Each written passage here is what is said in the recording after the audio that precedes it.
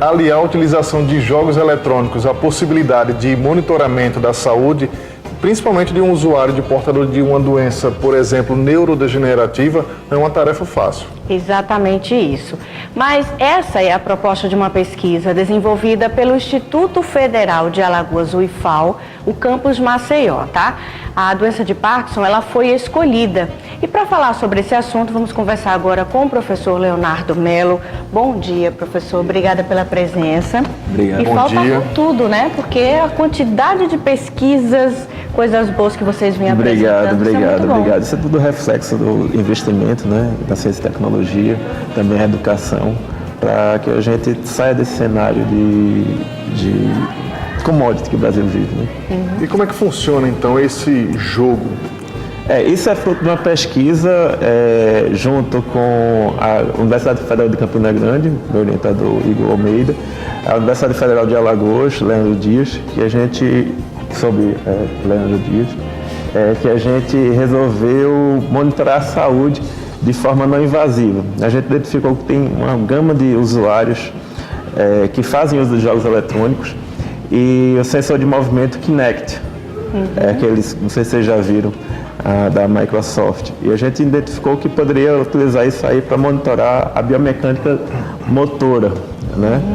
E então escolhemos estudar o Parkinson por ter várias comorbidades motoras e aí identificamos junto a fisioterapeutas, neurologistas, a professora Cícera Ponte, o pessoal do SESMAC, Felipe Rebelo, nos deram informações e embasamentos teóricos sobre o assunto para a gente conseguir captar esses movimentos e aí classificar pessoas com Parkinson e pessoas normais.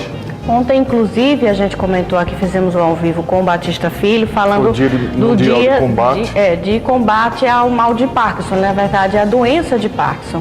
E a gente imagina porque as pessoas elas já têm preconceito consigo mesmas, porque elas vão perdendo a mobilidade das mãos, né? Sim. O tremor incomoda bastante, você ter que depender de outra pessoa para fazer algumas coisas. Exato. E esse jogo, como é que ele funciona? Apesar do tremor ser o sintoma mais comum na doença, né? A bradicinesia, que é a lentidão do movimento, é o que mais incapacitante. Os pacientes com Parkinson, eles precisam da medicação para diminuir a lentidão. E a ideia nossa é conseguir capturar essa lentidão em diferentes momentos do dia para que a gente auxilie o médico na adequação da dosagem medicamentosa para o seu paciente.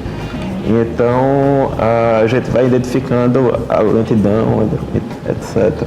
E como é que funciona esse jogo? Eu acho que tem um vídeo que explica melhor. A gente tem um vídeo, poderia colocar o vídeo aqui. Vamos lá, de Aldeninho. Esse aí é o ambiente de desenvolvimento, tá? O jeito como tem que fazer protótipo. Ali, aquele ponto direito, sou eu. A câmera está me filmando. E aí eu escolhi uma velocidade média. E a ideia é que vai chegando bolas para o paciente e ele tem que desviar e tocar as bolas azuis, né? Feito nesse momento agora.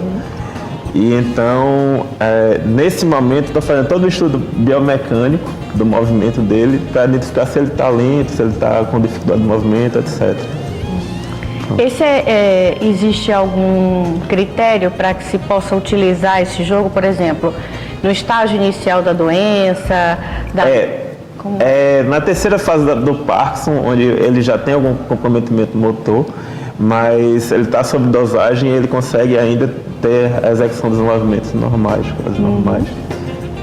E aí, como é que as pessoas podem fazer para paga esse jogo? A gente pode baixar? Não, esse jogo, por ser pesquisa, né, por ser da UFCG, né, junto com o IFAL, eu estou defendendo a tese em junho agora e pretendemos disponibilizá-lo em um site e aí os usuários necessitariam somente do sensor de Kinect junto a eles para ficar utilizando.